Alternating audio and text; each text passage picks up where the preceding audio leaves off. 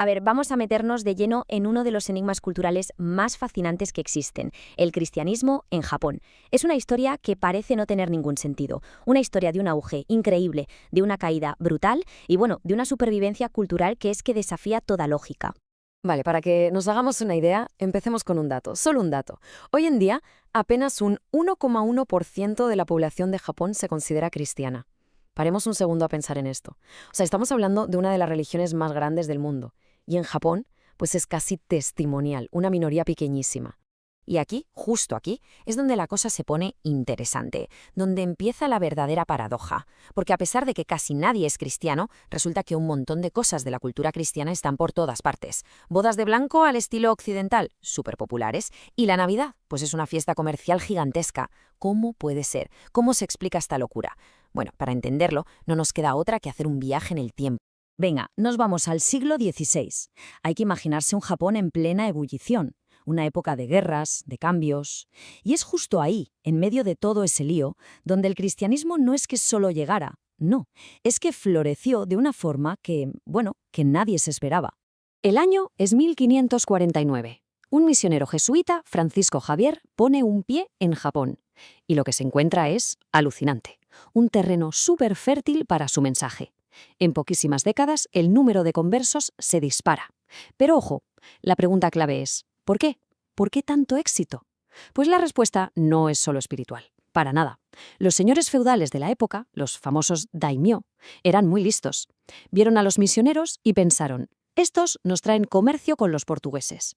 Y comercio significaba tecnología y, sobre todo, armas de fuego que les venían de perlas para sus guerras. O sea que, en el fondo, la fe y el negocio iban completamente de la mano. Pero claro, esta luna de miel no podía durar para siempre. Y no duró. Aquello que había empezado como una relación donde todos ganaban, se empezó a torcer. Primero fue la sospecha, luego el miedo, y al final desembocó en una de las persecuciones religiosas más salvajes que se recuerdan. El momento clave, el punto de no retorno, llega cuando los líderes japoneses, gente como Toyotomi Hideyoshi, miren a los misioneros y ya no ven socios, no, ven la punta de lanza de una posible invasión europea. De repente, el cristianismo ya no es una fe, es una amenaza. Una fuerza que podía romper el país, una lealtad a un poder extranjero, vamos, una bomba de relojería para la unidad de Japón. Y es que, en el fondo, era un choque total de mentalidades. Pensemos, el gobierno de la época, el shogunato Tokugawa, ¿qué pedía? Lealtad absoluta al shogun, punto. Y llega el cristianismo y dice, no, la lealtad es para un Dios que está por encima de cualquiera. Y no solo eso, su idea de un único Dios verdadero chocaba de frente con las tradiciones de allí, con el sintoísmo y el budismo que convivían sin problemas. Era imposible que encajara. El conflicto estaba servido, y claro, en 1614 se prohibió oficialmente. Y cuando digo prohibido, no es una simple ley. Para arrancar de raíz esta nueva fe, las autoridades inventaron unos métodos que ponen los pelos de punta. El más famoso es el efumi. ¿En qué consistía? Pues ponían una imagen de Cristo o de la Virgen en el suelo y obligaban a la gente a pisarla. Si alguien se negaba, bueno, el final era una sentencia de muerte directa. Este terror sistemático fue lo que empujó a los creyentes a esconderse, y aquí empieza una historia de supervivencia que parece de película. Pero, y esto es lo más increíble de todo, a pesar de esa represión tan brutal, la llama de la fe no se apagó, ni de lejos. Simplemente se ocultó, pasó a la clandestinidad, y ahí, en secreto, sobrevivió durante 250 años. 250 años. Es una proeza, una historia de resistencia que cuesta hasta imaginar.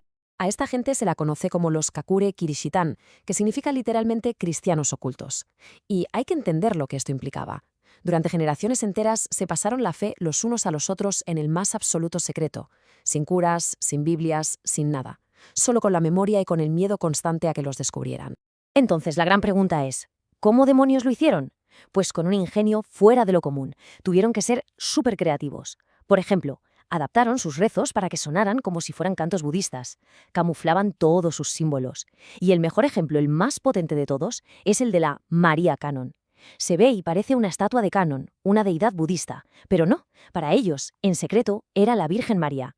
Es el símbolo perfecto de esa doble vida, de esa fe escondida a plena vista.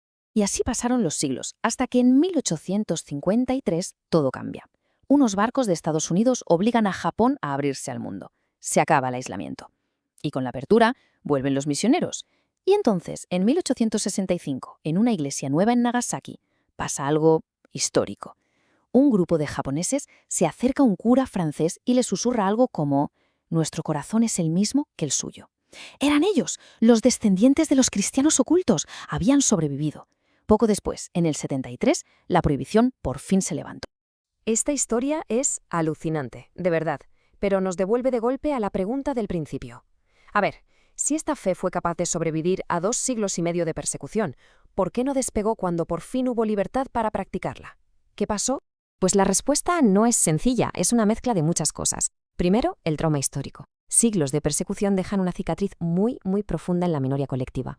Luego está el choque cultural. La idea de una única religión verdadera en Japón no acaba de cuajar. Allí lo normal es mezclar ritos del sintoísmo con los del budismo sin problema. El cristianismo siempre ha tenido esa etiqueta de cosa de fuera, de algo extranjero. Y a eso hay que sumarle la presión social. En Japón, la idea de no destacar, de formar parte del grupo, es muy fuerte. Unirse a una religión minoritaria es dar un paso muy grande. Y por último, un detalle clave. A diferencia de otros países de Asia, Japón nunca fue colonizado por una potencia cristiana. Nadie se lo impuso por la fuerza. Y si vemos los números de hoy, la cosa queda clarísima. El cristianismo es solo una pequeña pieza en un puzzle espiritual dominado por completo por el sintoísmo y el budismo, que además se mezclan.